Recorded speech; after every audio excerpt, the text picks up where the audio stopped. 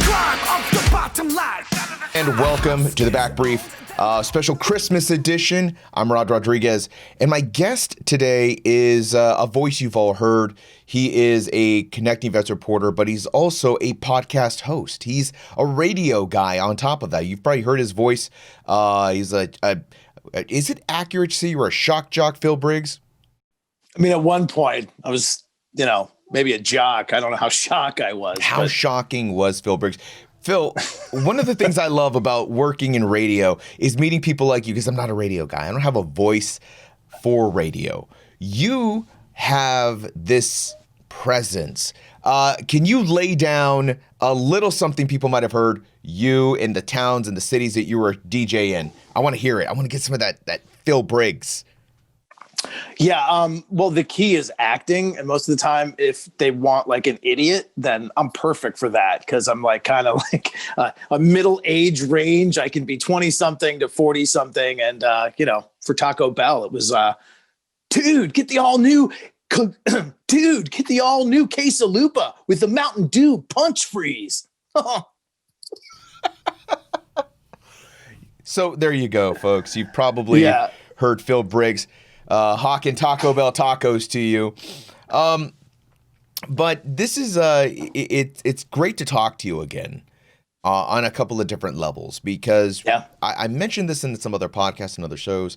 Mr. Briggs had a run-in with the Grim Reaper, with the last station, as it were, indeed. Phil, what happened, man? How did we almost lose you? I mean, dude, I'd like to think of it as my own Motley Crue moment, my own Nikki Sixx kickstart my heart. I had a heart attack, dude, like Thanksgiving weekend. And, I'm not saying it can happen to anyone, but you'd be surprised who it can happen to. We think heart attack. We think like, oh, wicked fat person, extra, I need a cart to get around Walmart. And I'm not. No, in the greatest shape, but I mean, I'm not. But I didn't mean like, no, you're not in the greatest shape. But no, you're right. I mean, I've worked with you for quite a long time, and if Phil stands up right now, if I stood up right now, a doctor would look at us and be like, well, you could both lose about 10, 15 pounds. Yeah, I mean, you're not obese. You're not in that rascal. Like you said, you're not at Walmart. Like, get out of my way, beep beep. You're in what I thought. Reasonable shape. Yeah. For a 40-something-year-old guy, totally felt that. Here's the deal. It can really happen to anybody, depending on your family tree. And what I discovered is that I did inherit my dad's heart. I'd always known my dad had 3 heart attacks, quadruple bypass surgery, a stent or 2. This is going back through like middle school and high school for me. So, I mean, years and years ago. But I knew he had heart problems. And I'd always felt that, I got my cholesterol checked, I got my physicals, that was good enough, right? And the doctors seemed to tell me that was good enough. But Thanksgiving weekend, I learned that wasn't good enough. Woke up with wicked heartburn, just felt like it was just so tight. I couldn't get right, stand up, sit down, lay down, feet up, feet down. For like 2.5 hours, I tried everything. So I've heard a lot of people say this, that it feels like heartburn. Which is weird because I have a lot of heartburn, and that scares the shit out of me sometimes, because I'm like, oh, is this heartburn or is this a heart attack? You've experienced both. Yes. How similar to heartburn does an oncoming heart attack feel? Identical. I mean, not to spook you out, but yeah, like I didn't know the difference for an hour and a half, 2 hours. As it got to 2 hours, I knew something was wrong. I started to feel it a little bit in my armpit. But the tightness, it was just the tightness, not so much the esophageal burning like stomach acid, but like that tight, just right in here. And, by 2.5 hours, we knew something was wrong, called the ambulance, got there. Ambulance took like the craziest road with all kinds of curves. I mean, I guess they were trying to shave a couple minutes off, but So that moment between this sucks to we should call somebody what was the thing that tipped over that decision? We should call someone, as opposed to leave it alone. It's just shitty heartburn. Let me go drink some water, eat a loaf of bread. Maybe I'll be fine. Because it wasn't going away. It was just intensifying. It just did not let up. And normally if I've had heartburn, I can take a couple Tums and be fine. But this one, I vomited twice. It was not letting up. The sun was coming up. And I think it was like, for me, because it happened at like 3 a.m, it just was my wit's end. It was your breaking point. You haven't slept. It's like 6 a.m. I just couldn't take it. So I thought, maybe I can go to the hospital. They'll give me some Zantac and a sedative or something. And like everything's going through my mind at some point. I'm like, where's my vape pen before I call the hospital? Where's, do we know anyone that does drugs? Do the neighbors do drugs? Are there any neighbors that have any sedatives? Can I get a Xanny? Can I get a Flexeril? Something. But yeah, by the time I caved, essentially what I did, we just went and, again, curvy road to the hospital, got there, breakneck speed. The ambulance drivers at my local fire station are awesome guys. They were really quick to not allude that anything bad was happening after they took my EKG. They're like, well, we're going to take him in just to be sure. We're going to go, wheels up, lights on. So don't be alarmed, trying to downplay it when really they're saying like, dude, this guy's got a few minutes and is going. So we need to get the hell out of here. Get to the hospital, sticking you with needles. And that's when like it became clear that my coronary artery was 100% blocked. Called the Widowmaker. Wait, I'm curious how the doctor broke this to you, because my father had a heart attack years and years ago. And I was there in the doctor's office when they told him, hey, you just had a heart attack. I thought it was kind of funny the way they just kind of like laid it out. You almost died kind of thing. What did the doctor tell you? I mean, you're getting stuck with needles and you're on your gurney and a lot of things are happening to you. What did the doctor tell you? Because I remember you told me the story. Yeah, that's exactly what was going on. Excuse me. A lot of things going on, needles, people putting pills in my mouth, nothing's working. It's like, I'm like saying this is really getting bad. They're asking me scale of 1 to 10. What's the pain? I'm like, dude, it's like a 10. And the doctor just pulls this little piece of paper off the EKG and looks at me like stone cold and is like, all right, a lot of things are getting ready to happen to you in a short amount of time. Don't freak out. And then all of a sudden, poof, the gurney's back flat. I'm being wheeled out the room. People are running by the gurney. I turn left into some OR and I'm like, dude, this looks like an operating room. And then all of a sudden there's like lights in your face, people's faces over me. This buzzer's going off. I hear a nurse yelling, stat, stat, stat. Needles are being drawn. And then all of a sudden, it's buzzing super loud. And I just go fade to black. Wow. I mean, I remember saying, what's going on? I think was like last words I said. And then you're just out. And so when you come to, you've been out, you come to, what was going on in your mind? Like, what the fuck is going on? Where am I? What is this? I mean, luckily there wasn't like any brain trauma. So I remembered where I was last. It wasn't hard to reboot, my memory to go, okay, I was in the hospital last I remembered. But I wake up and I'm in the ICU and the nurse is writing on the board across from my bed. And I'm like, huh. And then I look and I got all these wires on me and, nodes stuck everywhere. My arm is shaved. I'm shaved down there. Like, they went at it from both ways. Right on. Got to pay extra for that sometimes. And then she turns around and she's like, hey, hi, welcome. She's like, you just had a massive heart attack. And I was like, huh. So I guess it wasn't heartburn. She's like, no, it was definitely not heartburn. And then the doctor comes in and a little bit later, and that's when it was explained to me that it was the coronary artery. They call it the Widowmaker because a lot of people don't even sense much beforehand. And mine was 100% occluded because the artery tore at some point. Blood cells, platelets tried to fill in the hole. And as they stacked in to fill the tear in the artery, they just completely closed the thing off. And that's what I was experiencing Saturday night. It was just getting smaller and smaller and smaller and smaller and smaller until it was just. So, Phil, you went through a lot already. Where are you now? You look healthy. You look fine. You look great. But my understanding is that there are things lurking under the waters on this.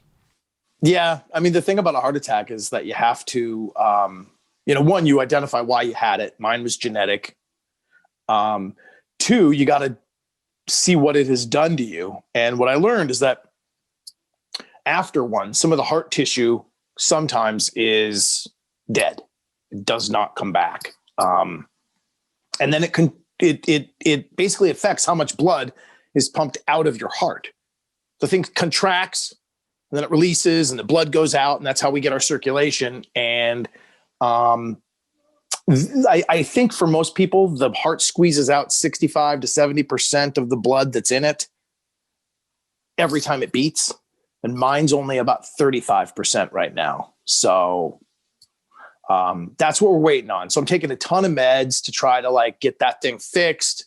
Blood thinners. So a shaving cut would make me bleed for an hour. And they're trying to do all that in hopes to bring back max performance to the heart and prevent any blood clotting, because that's the other thing is when blood sits in an area, of course, it tends to clot. And then if you get a blood clot in your heart and that leaves your heart, that turns into an embolism. And we've heard of pulmonary embolisms and brain embolisms, strokes. So a lot of risks here. So you got to take a lot of meds, and you have to be very careful with your diet, not to eat too much sodium. And you have to be very careful to just rule out animal fats and rule out a lot of stuff. So a lot of changes happen all at once, and how well you adapt to them and how well you actually take them serious is really how well you recover. With what you've gone through, it's still kind of very true what the doctor said. A lot's about to happen to you in a very short amount of time. Don't freak out. And it's still happening. How are you adjusting to this? And what about, does this brush with death, this reminder of your mortality, how does this play into your daily life now? Well, it initially played in because you're just laying there in the hospital. And I remember laying there after the, niceties of the nurses and the phone calls and the FaceTimes with the wife and the kids, and the day settles down. You're there. You have no visitors because of COVID. You're just laying there in your bed. And you do think about your mortality. You do think about God. You do think about your maker. You do think about how you got here. And suddenly all those interviews we've done with the vets we've talked to over the course of these years, I kind of understood. I felt a little closer to some of their near-death experiences. I understood that you do contemplate a lot of things, and you do try to, rectify. You try to square your soul. You try to think of a lot of things that you normally wouldn't think about because you're too busy, or life is too easy, or life is too tough, and you're just complaining all the time. No matter how your life's playing out, when you get to this crossroads, it's definitely impactful. And for me, I'd like to think that it was grace. I mean, I was just taking this class, and I'll share this with you. I was taking this class about 12 weeks ago. It was a Bible study class.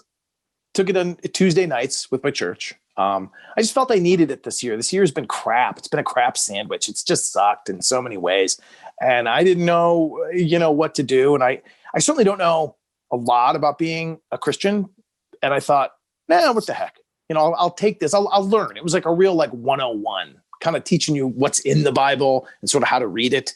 And you were allowed to ask any dumb question you want, which I asked a lot of. Are Adam and Eve real people? Wouldn't that make us all related? How does that work? And I remember week one, he said, "Why are you here?" And I was like, "I don't know." And everybody had their story about how God had touched them. And this year was tough for us. I lost a brother.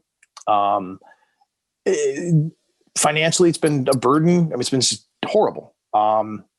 So I said to everybody on the call, I was like, "Well, you guys have some cool stories." I was like, "God doesn't talk to me. He don't talk to me that way. I don't see burning bushes. I didn't get a crazy dream. Tablets weren't carved. I didn't, I don't see relatives waving to me on the side of the highway in my dreams." I mean, I was like, "He don't talk to me." And I'll be damned if 12 weeks later, I have a massive heart attack and almost die, and come out like incredibly alive, like come out feeling like better even about some things than I ever have. Like, do you now feel closer to your faith? Did this bring you closer to maybe a journey of faith? It made me realize that I've started one. Where I am on it is the very beginning, but it definitely made me realize that, like, here you go. Here's your chance to go on this trip. You either get on this train or you don't. You can make the decision. And, I think for people that don't have faith that this happens to, that maybe is not a lightning bolt of a moment, but there's still a moment when you're there going, why am I here? And why am I still alive? The warrior and the warfighter feel a little bit complicated about it because maybe some people they know weren't saved or didn't live through the experience. So they tend to feel and focus on the guilt part of it. But either way, when you dodge the bullet, so to speak, you're left with this, like, what now? What's in act 2? Like, why am I still here? And what's getting ready to go down? And for me now, realizing that I'm going to incorporate a little bit of faith into this journey, it feels good. It feels amazing. It makes me look around a kitchen that isn't cleaned up after dinner and kids playing and loud noises and everything's a wreck. And it makes me kind of look and smile and go, this is mine. This is my life. I'm in dad mode. I get to do this every day. And that's pretty special. And I think it's perfect for the Christmas season to be thinking about that, because it's been such a tough year for so many people. If you're still here, man, life's yours. Get it. Back in 2003, I had a small brush with death. And in my moment, I saw Jesus. I saw Jesus Christ of Nazareth standing next to me. And I remember I kind of rolled over and I said, why, Jesus? And all of a sudden I went fade to black.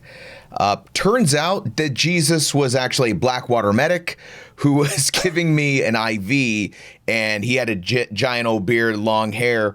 I told my vision to my first sergeant, who laughed. He was like, "No, dude, that wasn't Jesus. That was some former Delta guy that you were dying. They were driving through, and he hooked you up with some I don't know, some narcotic concoction, little morphine." Yeah. There I was thinking, I'm like, I saw Jesus first, and he's like, "No, that was just Delta, you moron." I was like, "Oh, okay, well." Fuck my experience then. Phil, thanks for coming back from the dead. Yeah, man. I'm still not sure if you're going to die anymore. Do we have to put a bullet in your head like a zombie? Are you going to start eating people? We don't know. And this is what I encourage people. Folks, go listen to CBS Eye on Veterans to find out if Phil's going to start turning. Is it a vampire thing? Is it a miracle Jesus thing? Or is it a zombie thing? We don't know. But the only way you're going to find out is if you go check out CBS Eye on Veterans. Phil, tell us about the show, bud. Yeah, man. CBS Eye on Veterans, connectingvets.com. You can find it there or everywhere you get podcasts, anywhere. Awesome, man. We're doing some great interviews. I'm lining up some really cool stuff for 21, but we are ending 2020 strong. And I took it kind of personal about this whole experience. And I found a guest that had something sort of similar. He was an infantry guy. He was a gunner. He was part of the old Ironsides. And this week we'll hear the story of Jose Belen, who lived through hell. His deployment was over a year long, and he was QRF, which means, he left the FOB almost every day. 2003, it was the taking of Baghdad. Every sector was busy. There was work going on every day. Shots fired all the time. And he manned the 50 cal and was a lead gunner on so many of these patrols. He lost one of his best friends 2 days before Christmas. And the shockwave that went through his unit, it was tough. He didn't even think they could have the spirit of Christmas at all. And the story we share is how he found it, how the unit felt good for a moment. And he described a miracle that happened to him that was just mind-blowing. Like, he should be dead. I mean, an RPG at less than 200 yards should not miss. And how he describes what happened is pretty mind-blowing.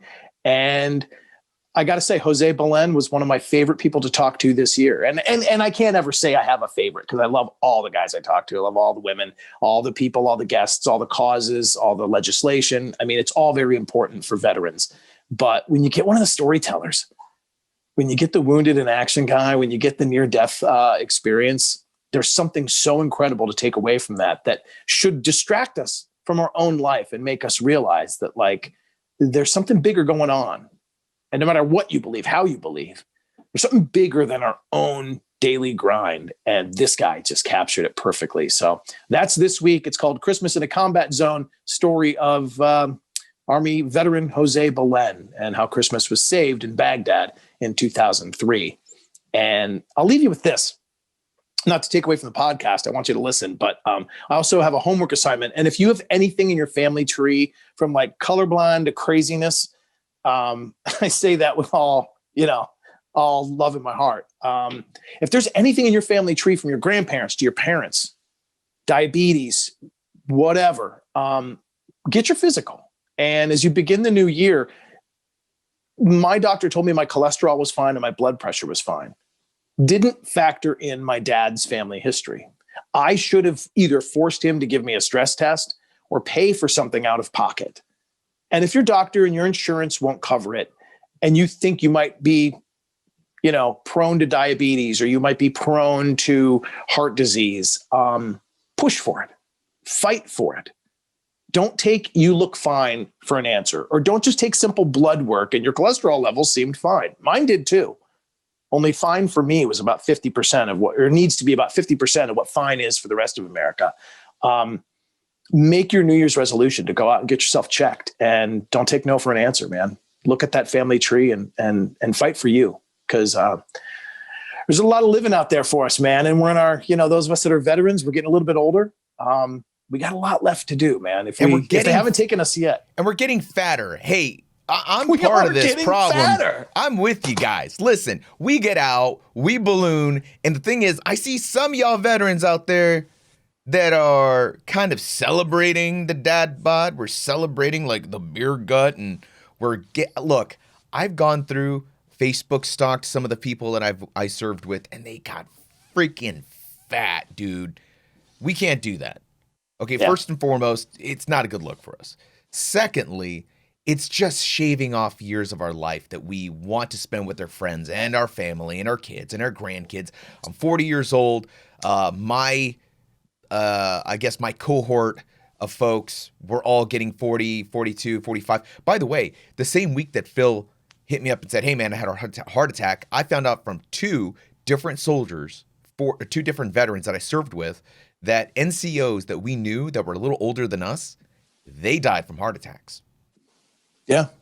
It's happening, folks. It's the culling. It's the culling of the veteran population. So we talk about 22 a day, but let's talk about also staying healthy, staying light on our feet. And to Phil's point, go get yourself checked out, folks. Do what you got to do. We love you. We want to keep you here. And if you all die, then our viewership and our listenership drops. We come out with no jobs, and our children we don't want that. And then our children end up being, scavengers in a Cyberpunk 2077 wasteland, which, by the way, go play the game. It's amazing. All right, folks, that does it for me. I'm Rob Rodriguez. That was Phil Briggs. We are out. Merry Christmas. Oh, yeah. Hey, Merry Christmas. Bah humbug. The climb of the bottom line.